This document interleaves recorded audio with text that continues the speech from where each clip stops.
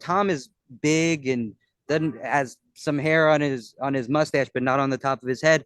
And so I was kind of thinking like Paul Sounds Giamatti. like a very attractive, wonderful man. If I say so myself. Oh, yeah, he was gorgeous. I mean, he had the looks of like a real Bronson type looking guy, handsome as all hell.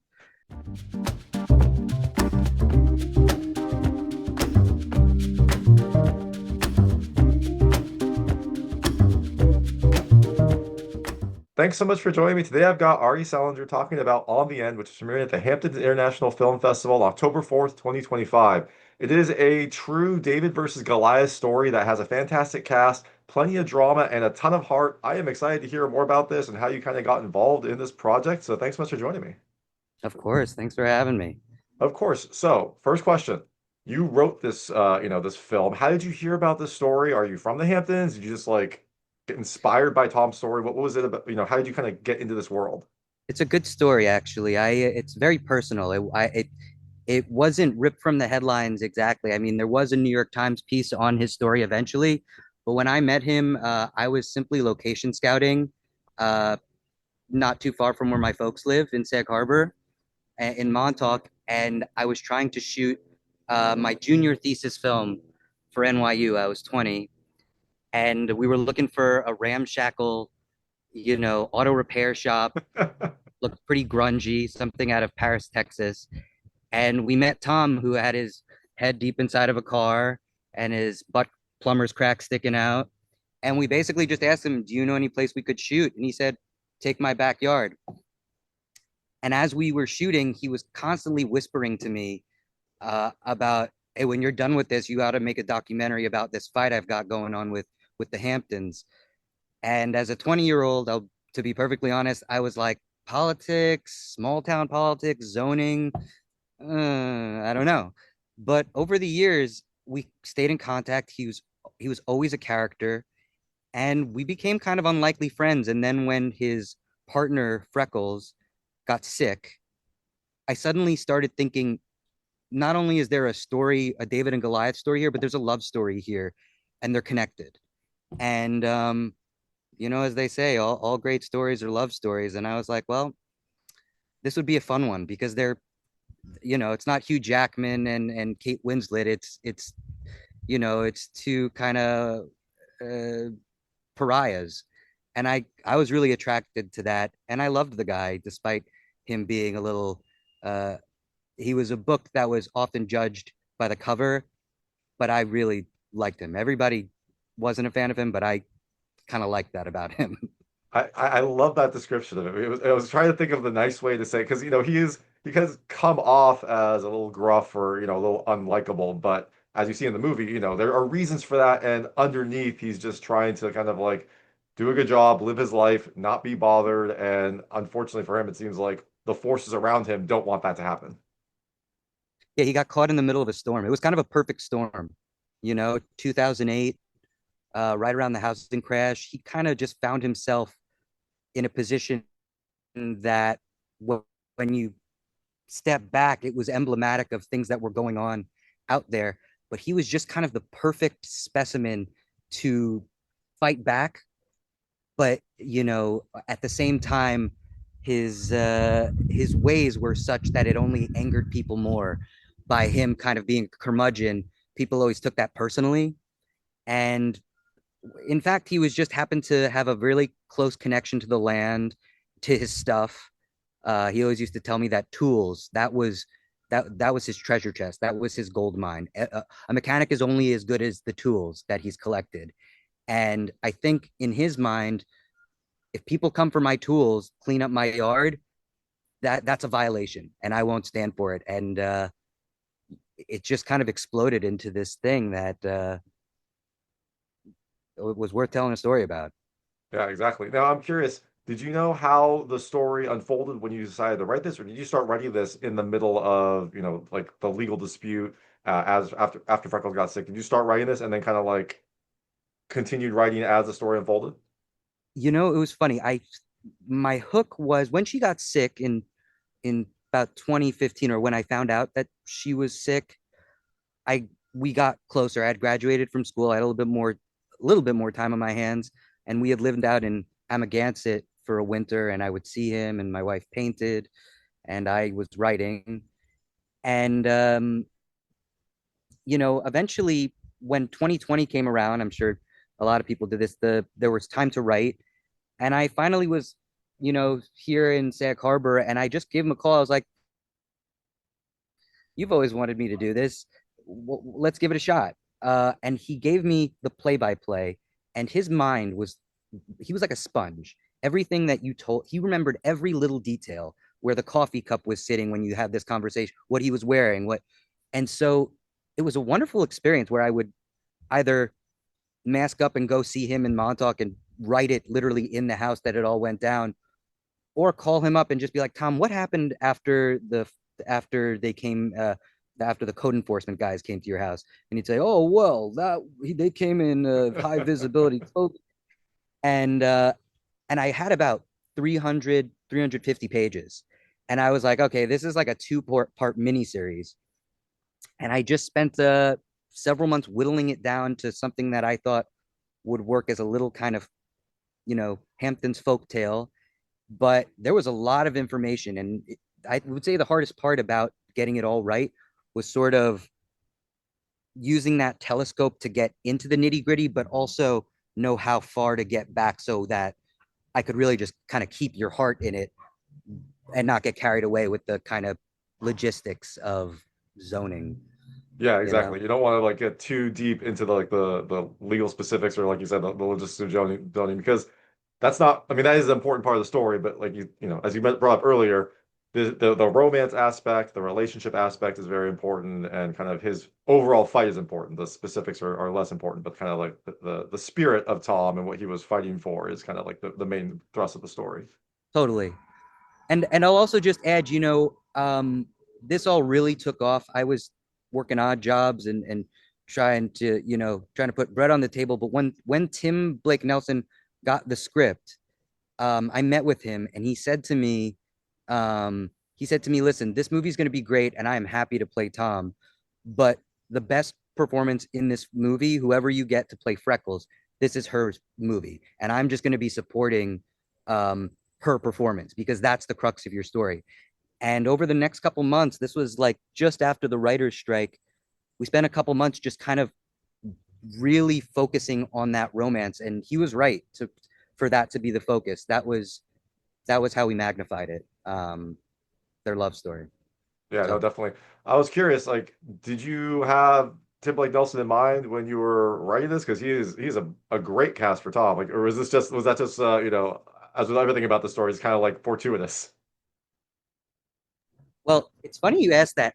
This is my first time telling a true story, and Tom is big and doesn't has some hair on his mustache, but not on the top of his head. And so I was kind of thinking like Paul Sounds Giamatti. like a very attractive, wonderful man. If I say so myself. Oh, yeah, he was gorgeous. I mean, he had the looks of like a real Bronson type looking guy, handsome as all hell. But no, but it was funny though, because I always was like, I need a bald guy with a mustache.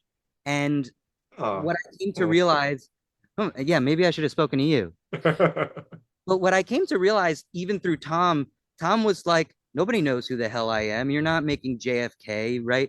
It could look like anybody. And so I wasn't thinking of Tim because he's very slight, and, he's very slight and has a big full head of hair. But then a friend of mine, I met with the actor Bill Camp, who I had actually asked to play Tom, but his schedule didn't allow it. And he said, why not Tim Blake Nelson? And I said, well, I love Tim Blake Nelson, but he doesn't look like my guy. And then it took me a little bit of time to realize, but Tim is great. And I had this epiphany when I was watching Buster Scruggs again, and I just was like, if he's into it, I'd be crazy to not explore it. And when I met him, we became like fast friends, and he's a brilliant guy and a brilliant writer. And I don't know, I don't want to make another thing without him.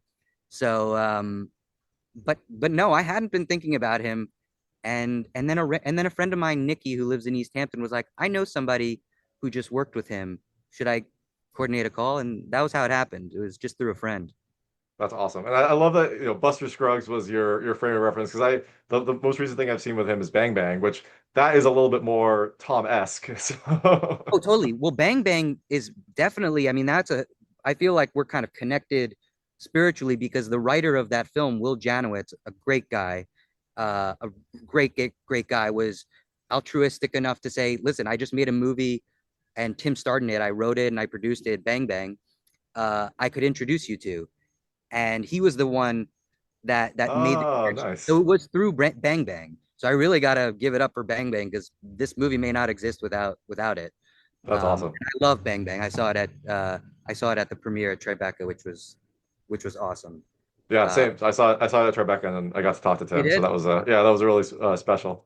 Yeah, he's a special guy. So, when Tim was on board, he mentioned specifically the relationship with Freckles is super important. How did you find your Freckles? Did you have anyone in mind, or did you just kind of like similar working your contacts trying to find the right person? It was one of those things where it was hard to figure out who was going to play Freckles before I knew who Tom was. But then once um, Tim signed on, he very graciously was like, I'm going to send this to Julianne Moore, basically people with freckles. And she read it and she basically said, it's too sad. She went off to shoot an Almodovar movie. Fair enough. And then we had a couple other people that he was thinking of who I loved, and some people that did read it and liked it. But I was really convinced that whoever played the part should have freckles. It was a little bit like, when you play Guess Who, you just kind of put down the cards who the person isn't. And if you're playing, it's like you end up with like two redheads with freckles, and makes it easier to choose. But I had seen Mireille Enos in The Killing, and when I was in school, I used to see her face on buses all the time. And I caught her in a movie called Devil's Knot, a small part in a Tom Egoyan movie, and she played a character similar to Freckles.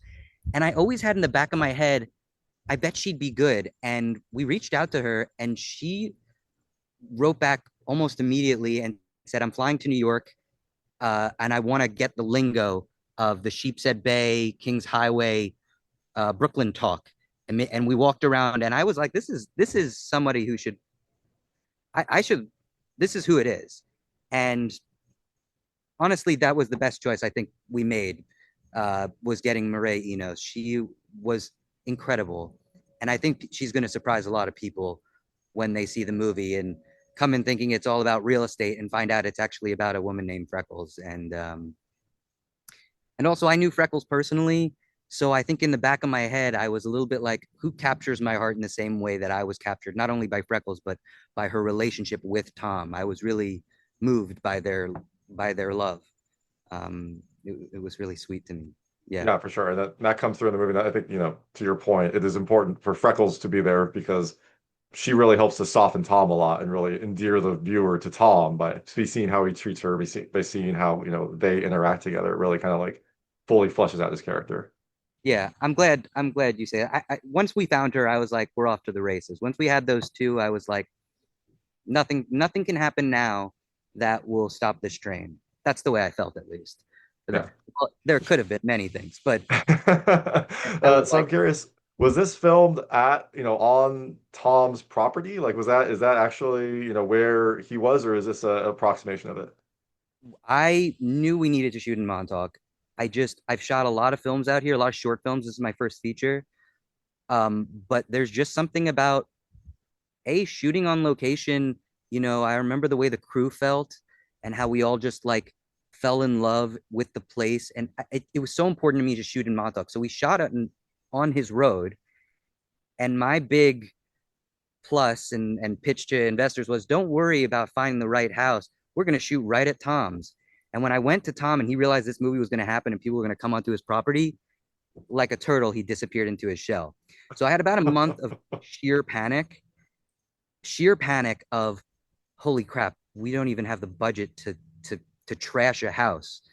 But then by divinity, there was a house 2 doors down that looked somewhat condemned, a small little white house, 71, that we had heard was set to be knocked down about a month before we started shooting. And we went to the town, it had been bought by the town to preserve the land.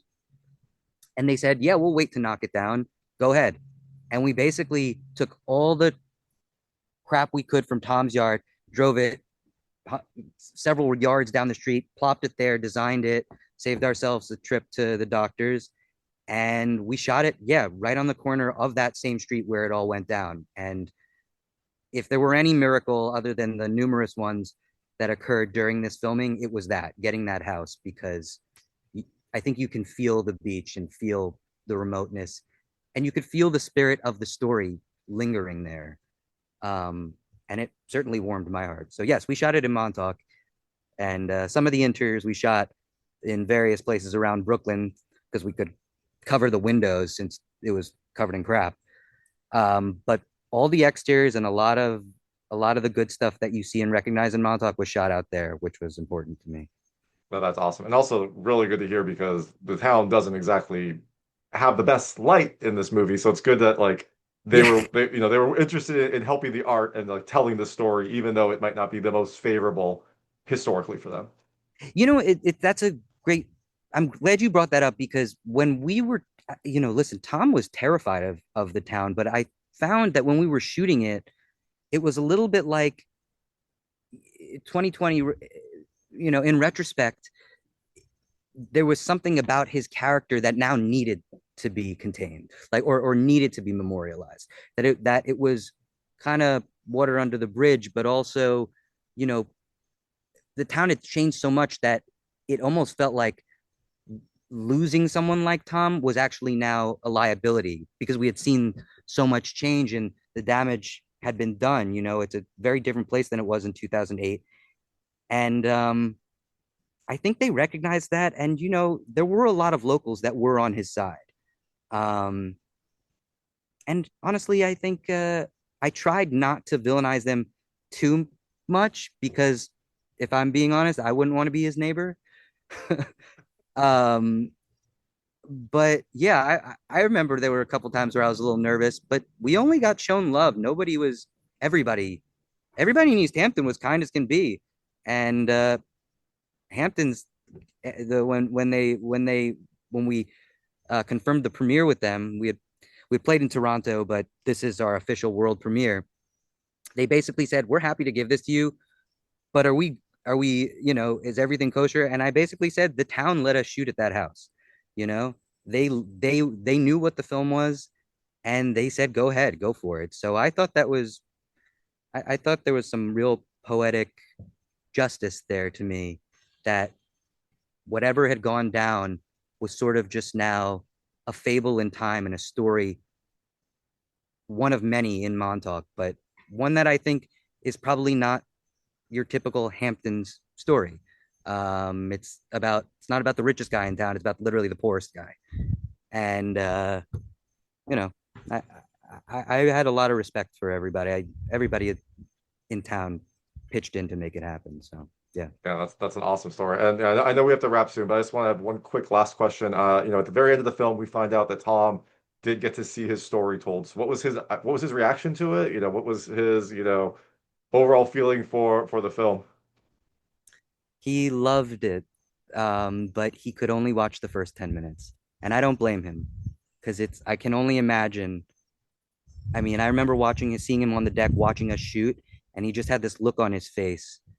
And it was a couple months before he died, too. And I just remember seeing, like, yeah, if I were there, I'd be tripping out as well. I mean, it's surreal to see a bunch of people telling your story, but he did love it. I remember one of the last things he said to me was like, "Yeah, that's me. I was a troll. I was a real troll. Very proud of that." That's Yeah, awesome. Yeah, I imagine that brings up a lot of old feelings that he was trying not to think about. Probably just kind of like came it all flooding back. So that makes perfect sense. But I'm glad that he was able to see it. I'm glad he liked it. And I'm really glad that this film is going to be, shown to the world at the Hamptons International Film Festival on October 4th, 2025. The film is on the end. Make sure to check it out if you're at the Hamptons International Film Festival. If not, it's going to be running the festival circuit, so you should be able to see it or wait for it to come to eventually, I assume, theaters and on demand. This is Ari Selinger, the writer and director. Thank you so much for your time. thanks, David. It was a pleasure.